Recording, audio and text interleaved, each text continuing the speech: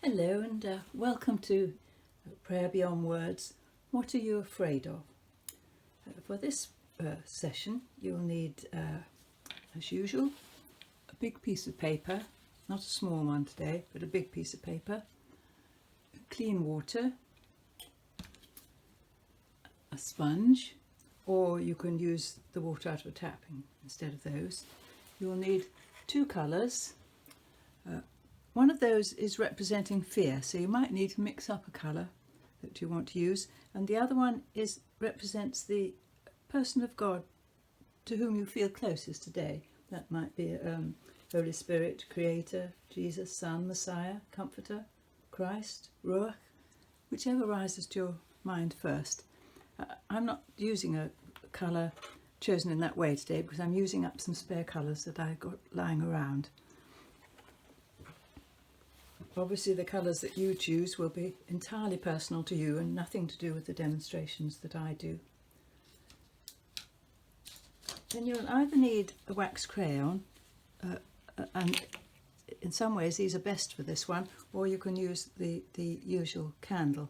But in being able to use a wax crayon to describe how you feel when you're afraid, it's often quite a good idea to particularly have a colour for that. So I'm going to choose this rather dark greeny black to use today.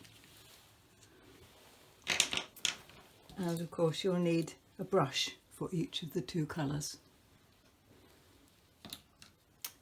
So with a hand you don't usually use, you're going to shut your eyes and make marks on the paper with the wax crayon or the candle if you wish, to represent how you feel when you're afraid.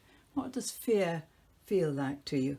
So shut your eyes, think a bit about what the marks would look like for fear, and then with your non-preferred hand and your eyes shut, make marks on the paper to represent that.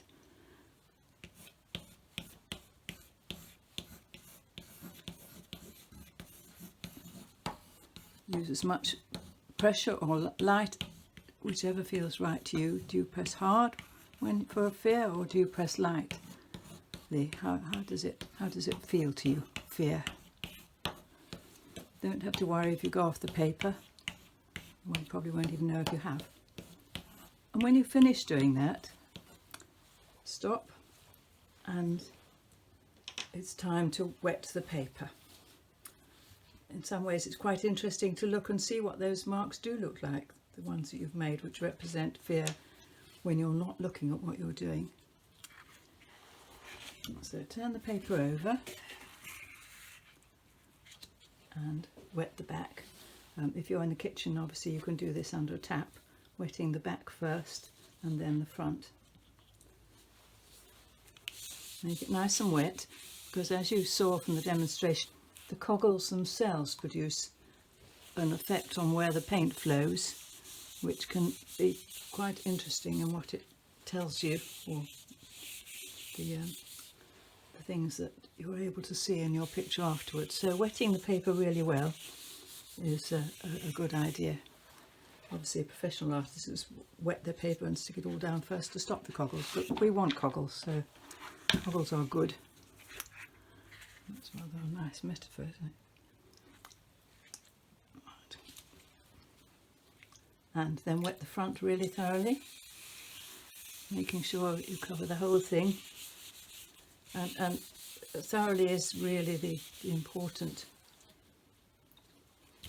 part of this, to make it totally wet.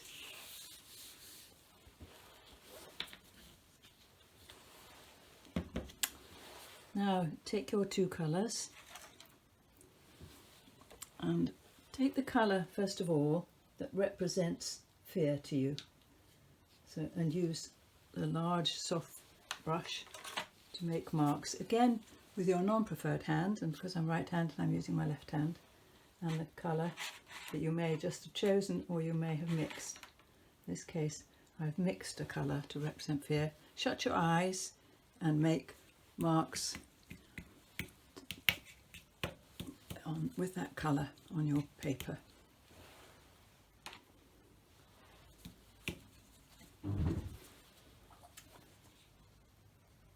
Then take the colour that represents the person of God to whom you're feeling closest today, whether that's God the Creator, Jesus, Son, Messiah, Comforter, Christ, Ruach, whichever comes to your mind first, and ask him to show you how he can help you with your fear, and then choose the colour.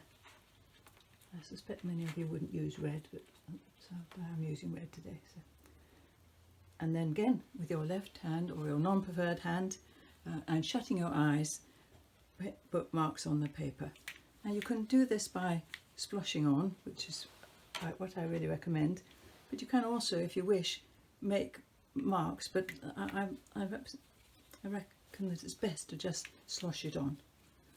It's more random that way, and you have less control over it, and therefore it's more likely to show you something unexpected than if you try and put your own marks on. Then sit and watch it. Watch it move and dry. You can take photographs of it at different times if you wish, and open your mind to let God speak to you. You can try turning the paper different ways up. Let's see if I can do that. Underneath the camera. And see if something else shows up. It's a bit difficult to do it under here because I don't have so much space. And still get it so that you can see the whole thing.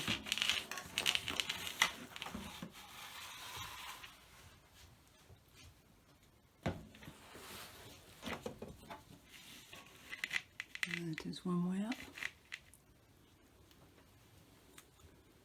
and then the other way up.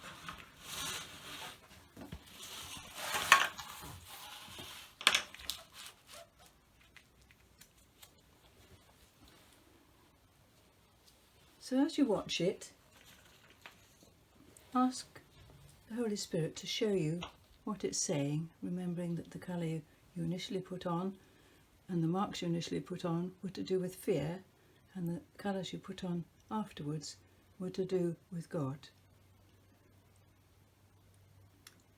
Sometimes when you have been looking at the painting for a while, you think it needs something.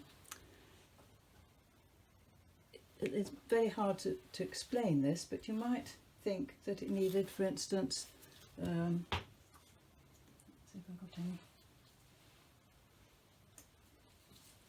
You might think it needs a touch of blue, or I'm going to use a pen in this case because I haven't made up a bit of blue, but you might think it needs a touch of something just there. And if you put it on and then ask God to show you why did it need that there, and why did it need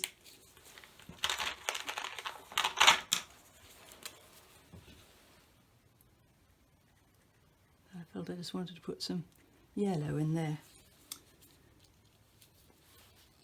Sometimes you end up by putting quite a lot of paint on after the initial bit, but only do so when you feel that you're being guided to do so. When the picture is completely dry, have another look at it and see if there's anything else that's being said to you through it. And then when it's very wet like this, it may change quite a lot over time.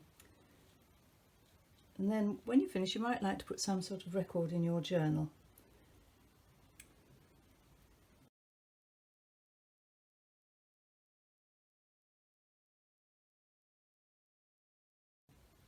So I think that's all for this session, and I hope that you find this a very rewarding way of praying, and I'll see you in the next session.